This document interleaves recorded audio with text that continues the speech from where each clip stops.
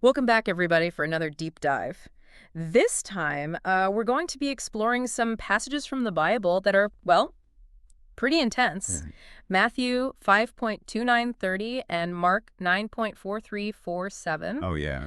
We're going to unpack how these verses, and they might seem kind of jarring at first glance, Right. actually offer some, I think, surprisingly practical wisdom for navigating the complexities of modern life. hmm And you don't even have to be religious for this to apply to you. Yeah, it's interesting. These verses, I think they often get misinterpreted Yeah. because of their vivid, almost shocking imagery. Right. You don't hear every day about gouging out your eye No, or cutting off your hand. it definitely grabs your attention. Yeah, it grabs your attention. Yeah. But I'm guessing that there's probably a deeper meaning here than just Oh, for the sure. literal. Yeah, absolutely. It's Yeah. important to understand, the historical and literary context. Yeah. Um, Jesus was speaking in hyperbole, Okay. a deliberate exaggeration to emphasize a point. Yeah. He wasn't literally advocating for self-mutilation. So what is the real message then behind this intense imagery? What was he trying to get across? Well, the right eye and hand, in back then, were often seen as representing things that we hold dear, Okay. things we might even consider essential to our identity or happiness. So not just physical things, but like Right. ideas, relationships, That's habits, things we this- cling to. Exactly. Right. And the act of gouging out or cutting off symbolizes a radical, decisive break Okay. from whatever is causing us harm, even if it's something we feel deeply attached to. Mm-hmm. It's about confronting those things in our lives that might be leading us astray, hindering our spiritual growth, Yeah. even if they seem deeply ingrained. That makes a lot more sense. Yeah, So it's not about physical self-harm. It's about really examining what we allow to influence us, what we give power over us. precisely. Yeah. And to drive this point home even further, the verses contrast the kingdom of God with hell. Again, not meant to be taken literally as physical places. More like symbolic Yes, representations. kingdom of God can be interpreted as a state of spiritual wholeness, living in harmony with one's true purpose and values, Okay. while hell represents a state of separation from that, Yeah. a life driven by things that ultimately lead to suffering and emptiness. So these verses are kind of saying, hey, Yeah. wake up, pay attention. What you prioritize in your life matters. It shapes your reality. That's a great way to put it. It's a call to radical self-reflection Yeah. and action, Okay. a call to align our actions with our deepest values, even when it's hard.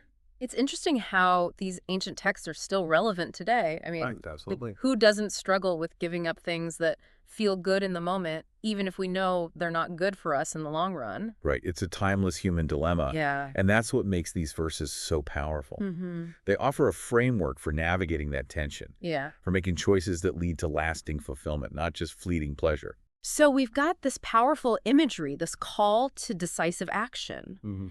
But how does this ancient wisdom actually translate to the complexities of modern life? Well, the source material actually provides some pretty specific examples. Okay. And you might be surprised at how relevant they are to the challenges we face today. All right, this is where it gets really interesting. Let's dive into those examples. These verses aren't just, abstract philosophy. Right. They offer real-world guidance. Okay. Take, for example, the idea of harmful relationships. You mean like that friend who always encourages you to stay out too late? Yeah. Or make decisions you later regret? Exactly. Or maybe a family member Yeah. who constantly criticizes and undermines you. Oh, yeah. These verses suggest that sometimes Okay. the healthiest, most godly choice Mm-hmm.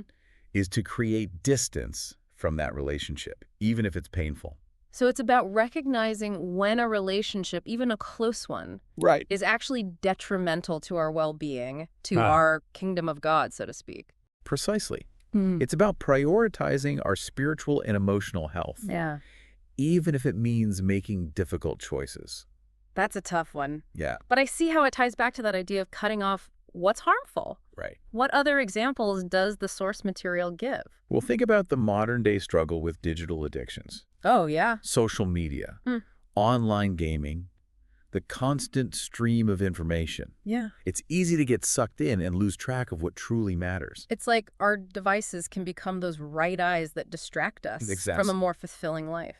And these verses might suggest taking drastic measures to break free from that grip. Okay. Maybe it's deleting certain apps, Yeah. setting strict time limits, or even taking a complete break from technology for a while. It's that same principle, being willing to sacrifice something that seems valuable in the moment for the sake of long-term well-being. Exactly. Ah, yeah. And speaking of sacrifice, another example the source material highlights is the challenge of making ethical career choices. Mhm. Oh, I've definitely faced that one. Right. It can be tempting to compromise your values when a big promotion or a lucrative job offer is on the line. Right. But these verses challenge us to consider Yeah. what good is financial gain if it comes at the cost of our integrity, our sense of purpose. So it's about aligning our actions with our values, even when it means choosing a path that might not be the most financially rewarding. Exactly. The Yeah. source gives the example of someone who walks away from a corrupt business deal, Oh, wow. even though it made them a lot of money. Yeah. It's about choosing the kingdom of God, that state of inner peace and alignment, over material gain. That takes courage. Yeah. But I can see how that kind of integrity can ultimately lead to a deeper sense of fulfillment. Right. It's like building a foundation of trust with yourself and with the world. That's a great insight.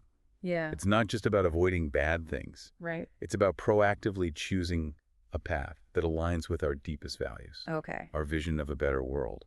I'm seeing how these ancient teachings are surprisingly relevant to our modern-day dilemmas. What other examples can you share?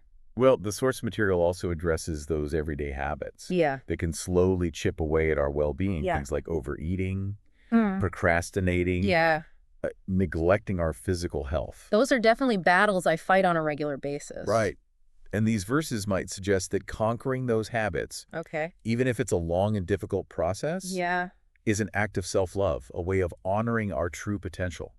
So instead of just berating myself for hitting the snooze button again, Right. I can reframe it as choosing to prioritize my long-term health and well-being Exactly. over a few extra minutes of sleep.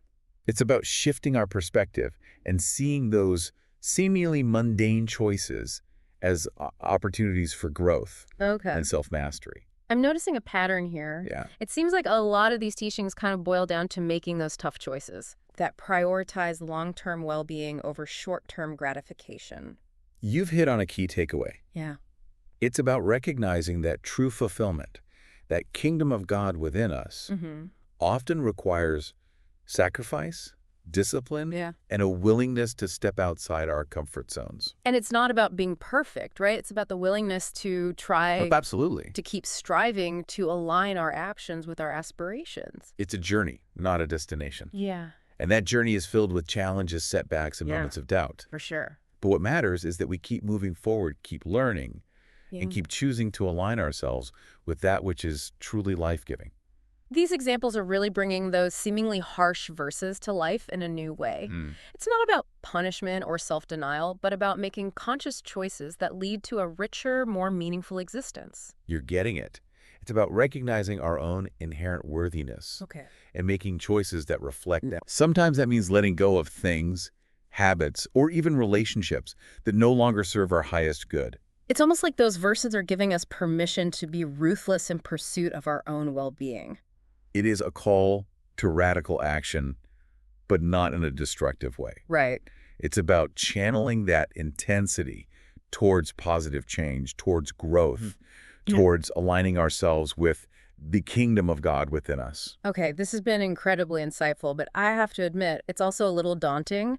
Yeah. Where do we even begin to apply all of this in our own lives? That's a great question, and one we'll explore in more depth in our next part. Okay. We'll discuss practical steps you can take to start incorporating these teachings into your daily life, All right. no matter where you are in your journey. Okay, so we've uncovered some really profound insights from these, ancient biblical verses. It's amazing how they can speak to, like, our modern struggles with things like digital addiction and, Sure. ethical dilemmas. It's a testament to the enduring power of these teachings, you know? Yeah. The language might be ancient, Right? but the underlying principles are timeless Absolutely. and universal. Before the break, we were talking about how to actually put these principles into practice.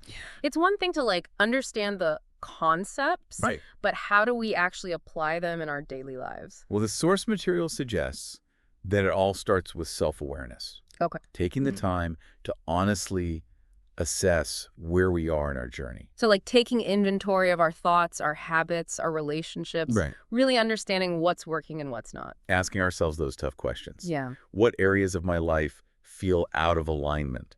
What habits are holding me back? Right. What are my core values, and how are my actions reflecting them? It's about getting really honest with ourselves without judgment. For sure. Not easy, but definitely necessary. Absolutely. Once we have a clear picture of our starting point, then we can start All right. setting intentions and making choices that align with our desired outcome. So it's not about dwelling on past mistakes, Well, but using that self-awareness as fuel for growth. exactly. What are some practical steps that we can take?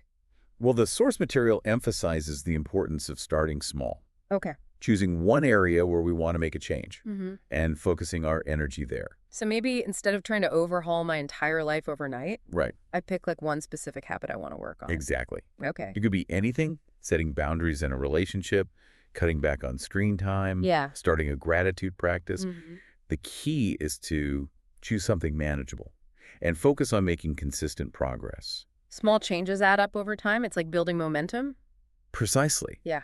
And it's important to remember that we don't have to do this alone. Right. Seeking support from friends, family, or a therapist can make a huge difference. Having that outside perspective and encouragement Yeah. can be so valuable. It's like having a cheerleader in your corner.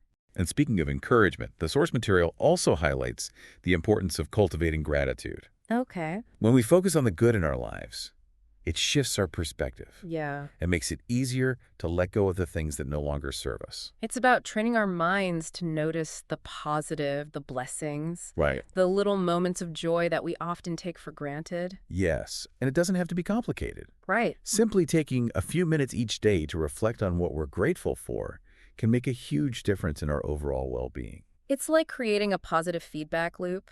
The more we focus on gratitude, Yes. the more we attract things to be grateful for. And finally, the source material reminds us that this is a journey, not a destination. Right. There will be ups and downs, moments of clarity, and moments of confusion. Yeah, for sure. The key is to be patient with ourselves, celebrate our progress, and embrace the messy, imperfect beauty of it all. It's about remembering that we're all works in progress. Yes. Constantly evolving and growing. Exactly. And the journey itself is where the real growth happens.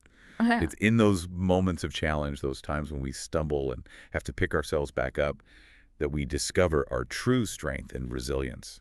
Wow. This has been such an enlightening deep dive. Yeah. We started with these seemingly harsh biblical verses and ended up with a roadmap for self-discovery and personal transformation. It's amazing, isn't it? Oh, right. It's a testament to the power of these ancient teachings to speak to the human experience across cultures and time periods. Absolutely. So to wrap things up for those listening, we'd love to hear your reflections. Yeah. What resonated with you most from this deep dive? Mm-hmm. What right eye or right hand might be holding you back from experiencing true fulfillment? Yeah. What's holding you back? What one small step can you take today to start living a more aligned life? Remember, you have the power to choose what you prioritize. Mm-hmm. And sometimes making the tough choices leads to the most profound rewards. Absolutely. Thanks for joining us on this deep dive. Yeah. Thanks for listening. Until next time, keep exploring, keep growing, and keep seeking that which sets your soul on fire.